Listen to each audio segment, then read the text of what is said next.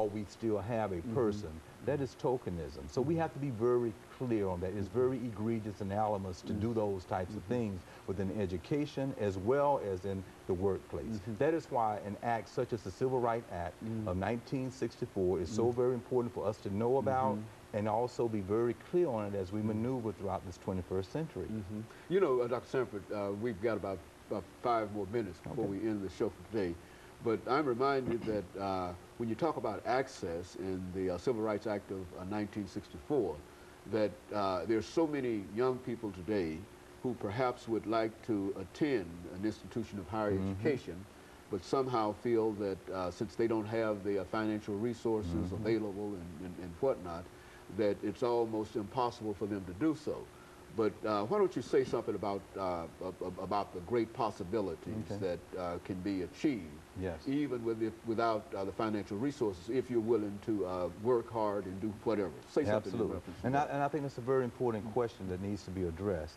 Education is available, it is here, and there are always ways of being able to enter and to matriculate through the institution of higher learning. In many instances at the university, there are certain types of scholarships, might be certain types of work opportunities while you're there, and in many instances, like many of us, we would work and go to school. But we had as a goal and objective in our life to accomplish an education and to get our degree, because we knew that would help manifest our ideals and our goals in the future. So I would say to any student that is out there to really have your objectives in place, know that you want to achieve it, and go out and work real hard, and you will find people at the institution that will be there and willing to work with you to get the money to be able to go. And sometimes indeed you have to have a part-time job. I know the majority of my students, they work and go to school, and so it is possible to do that. And so I would encourage anyone to do it. But I would also like to say, I think it's very important for us to think about education from pre-kindergarten through elementary school, through junior high school, through high school, before we get there and start learning and doing your very best in school and learning everything that you can so you can be prepared when you get there. That is very important. There are many opportunities and financial assistance available.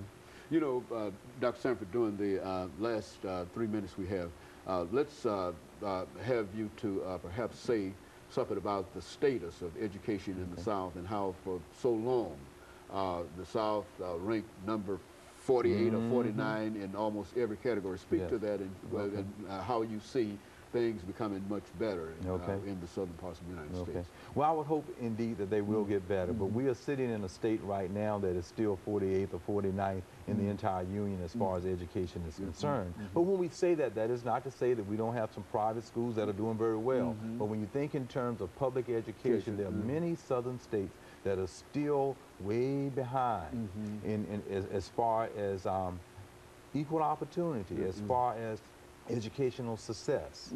And I think we really need to have some educators, some people who empower, who are sensitive to that. And this comes from really the top down and all the way down to the local area. But we have to have someone who is really sensitive to it, willing to put some money behind the claim of wanting to have improvements there. I think we have excellent teachers. We're having different social problems that are emerging into the society in which we're living in, because we're living in a telecommunications society and technology, and that's pulling people away from wanting to just sit and read for the sake of reading and feeling they are getting something out of it. So we're going to have to use some very innovative ways of reaching our students today.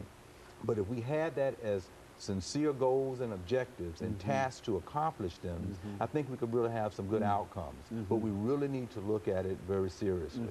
Well, do you think, Dr. Sanford, that we could really say that the stage really might be set to move the state of Tennessee and some of these other southern states up higher in terms of their ranking nationally dealing with public education? Do you think that, for example, I think we talk about the lottery, the access scholarships, and et cetera. Do you think that that might be one of the ways that we might be able to deal with some of the that's issues an that we have. excellent point. And I think anytime you have some type of money to add to education is certainly going to help improve it. So I think that is. But we also have to look at the most recent data that's come out. You look at our educational system in America, it's still kind of subservient to other European countries when it comes to math and science and those types of things. Our report card came out relatively low again. So we have to really give it some serious thought. And I think with the lottery funds, with any types of funds that need to be placed, we need to think about the culture in which we are living in and how we are being impacted by this new technology that's there. And new technology is excellent, but it has to be used in the correct way to try to improve our skills. And most of it, of course, comes from just being focused. Very good. And of course, Dr. Sanford, let me thank you over the last few seconds that we have here for that excellent information dealing with the public education system and the Civil Rights Act of 1964. And let me encourage our audience to tune in again next week for another informative edition of Comments.